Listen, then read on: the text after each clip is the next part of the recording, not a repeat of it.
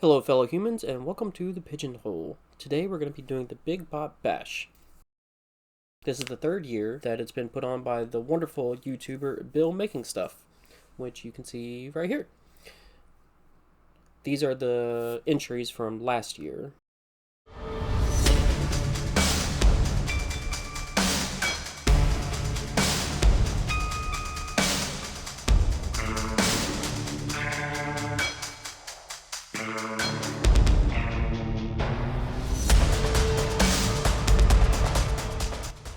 So the way that the Big Bot Bash works is you have 5 attributes, you roll a d20 to figure out what they are, but I don't have a d20, so I'm going to use my phone. Let's start rolling. First up, for the head we have Pointy. For the arms we got a 10, which is Bony. For the body we got Pack. Next for the legs we have Long. And finally, for the flavor, which is just kind of the overall theme, we have Merchant. Now that we have all of our attributes, let's go build a bot. I wanted to start with the head, and I had this old Star Wars Star Destroyer model kit, and it's pointy. The head is supposed to be pointy, so I thought I'd start with that. I had to cut out a hole here to incorporate some sort of neck joint that I made out of these 2 bottle caps.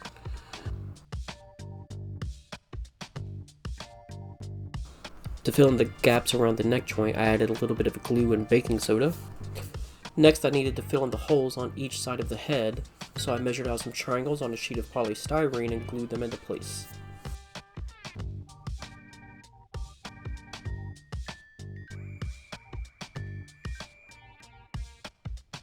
While I had the polystyrene sheet off camera, I added a panel to the back of his head. Then I wanted to add some heat sinks to the back of it with these cute little clothespins.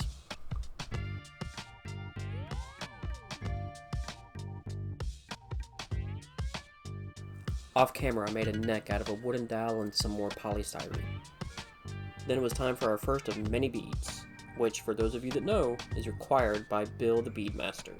With some sequins to cap the bead, the head was roughed out and we could move on to the body. I had this computer mouse I found at my local thrift store and thought it was an interesting shape and design that could work well for the body. So after some surgical disemboweling, I had a new back and belly for the bot.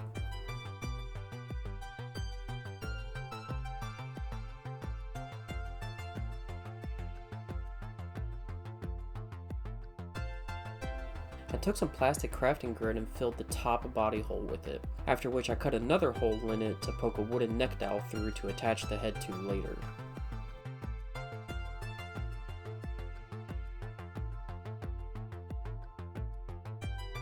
When I first saw this mouse and decided to use it as the body, I knew I wanted this spot here to be the spine of it. So I used some electrical wire as the core of it, and then it was time to pay the bead tax again. After this build was done, I realized I forgot about the body attribute being pack, so I'm just gonna say that I packed his body full of beads and call it a day. As we start the arms here, you'll see that I added a few bits and bobs off camera. This is due to me still being a noob video creator and forgetting to record it. Moving on, I drilled some mounting holes for the arms, then I took an LED candle light apart to use it as a base for the shoulder joints. Our attribute for the arms is bony, so I wanted to make them as thin as possible while still looking functional. I had this excavator toy in my parts bin that had some hydraulic mechanics that I thought would work well for this. So I took what I needed from it, added some water bottle caps to the shoulder, and hacked away at them until I could glue the hydraulics in with some more glue and baking soda for a strong bond.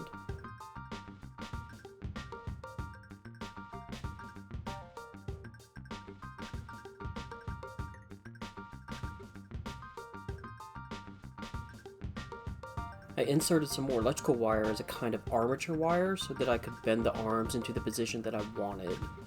I then added some bead elbows and more hydraulic pieces for the forearms. For the wrists and to bulk up the elbows a little bit, I took some hubcap parts from a Ford truck kit and attached them to both sides. as well as a couple more hydraulic pipes for the biceps.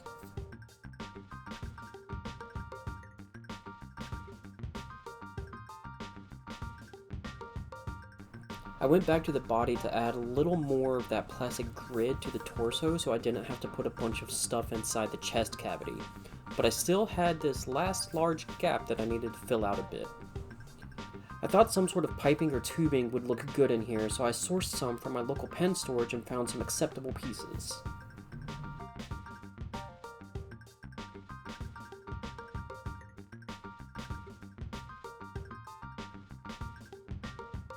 After that I was hungry and needed to make some ribs for our little guy, and we all know how well cinnamon rolls fill out the body like nothing else. So I took a bit of the rib plastic from the container and stuffed it in the bot's belly, much like I did with my own body while eating the aforementioned cinnamon rolls.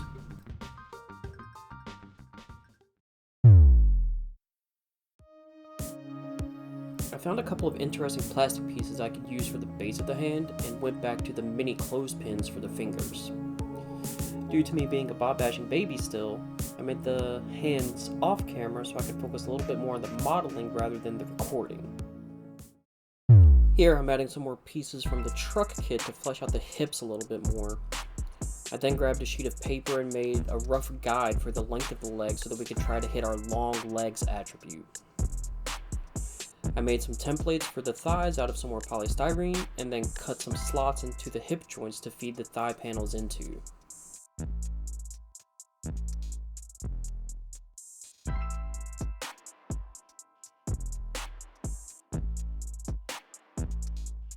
After getting those inserted, I cut down some wooden dowels to fill the thigh gap and add some structure to the legs.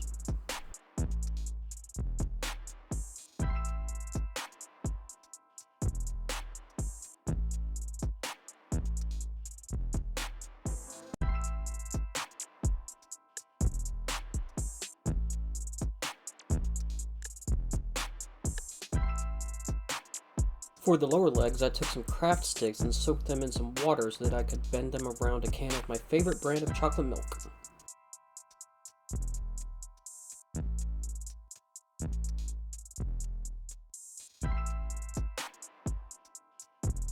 And then, I waited.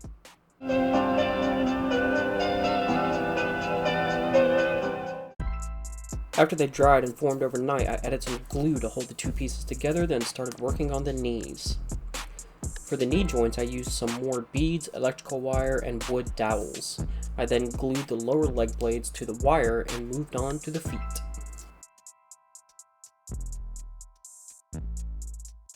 I searched through my small parts bin and immediately saw these disc-shaped pieces and a very sci-fi looking soccer ball. I used a disc for a base and cut the ball to shape so that I could fit some ankles inside to attach the lower leg.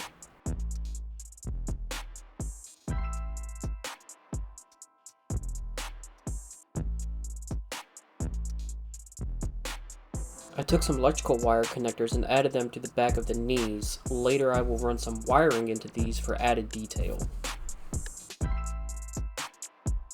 Wingless dragonflies. I heard if you cut off their heads and tails, they make great robot toes. So that's what I did.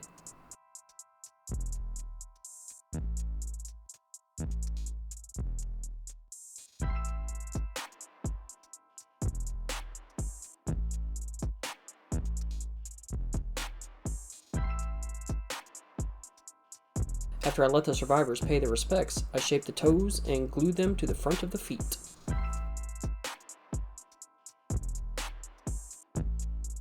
For the back of the feet, I took a couple super glue caps and glued them in for added stability. Now our Bob Boy can stand on his own. I went back to my pen supply to look for some suitable pieces to make more hydraulic looking bits for the back of the legs. I found a pen shape and size that I liked, added a wood dowel, then attached it to the calf area.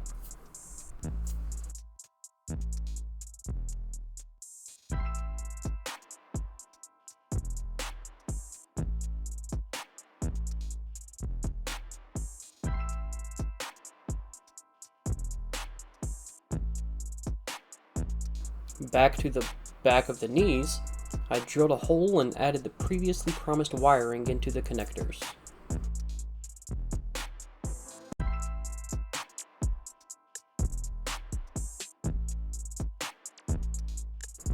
couple more beads for good measure, and the legs were good enough.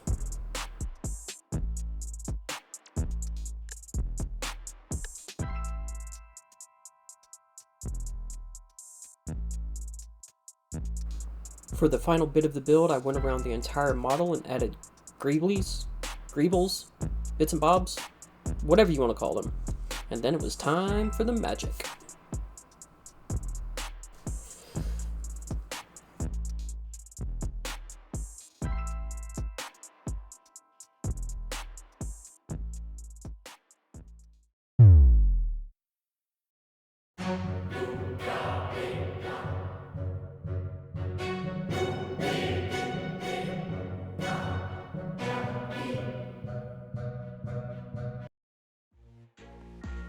Painting.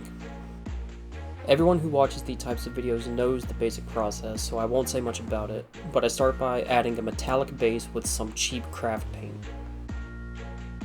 I then grab some other cheap paint and make a custom blue color for the main part of the body.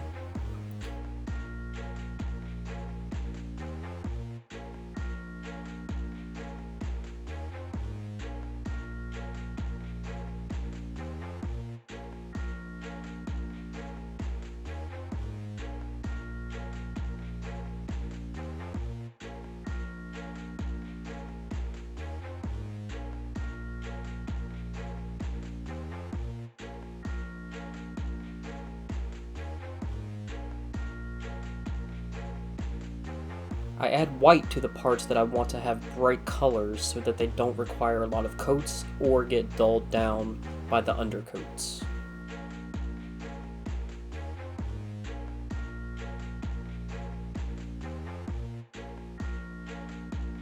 I did a little test with some gloss Mod Podge to see if I could get a more metallic look on some of the surfaces.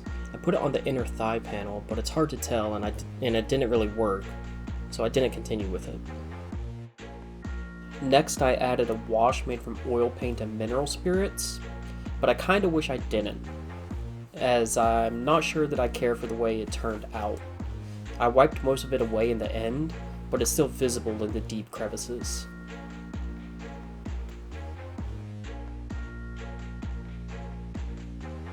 For the final touch, I took a toothpick and roughed up some of the edges to make them stand out a little bit more.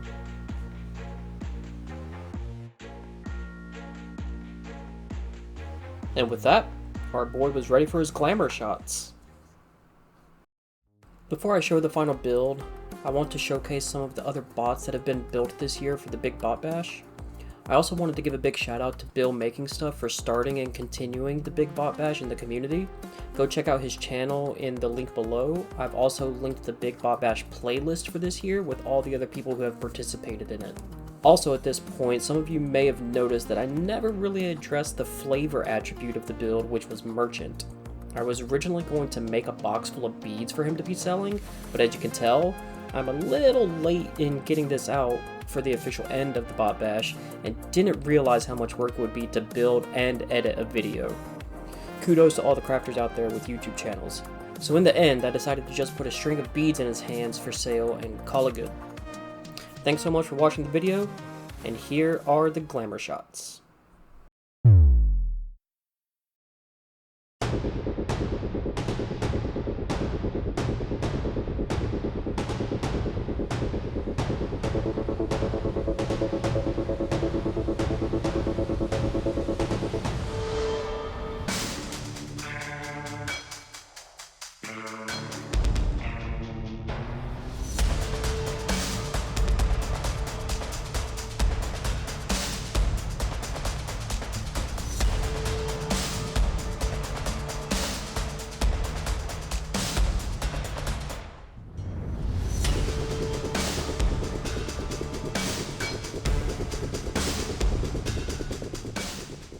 As I begin my YouTube journey here, I hope to improve my modeling and start my real goal of all this, which is world building and trying to tie all of the models and dioramas I make together in one time and space. And I hope you'll join me for that journey. Thanks again for checking it out, and we'll see you on the next one.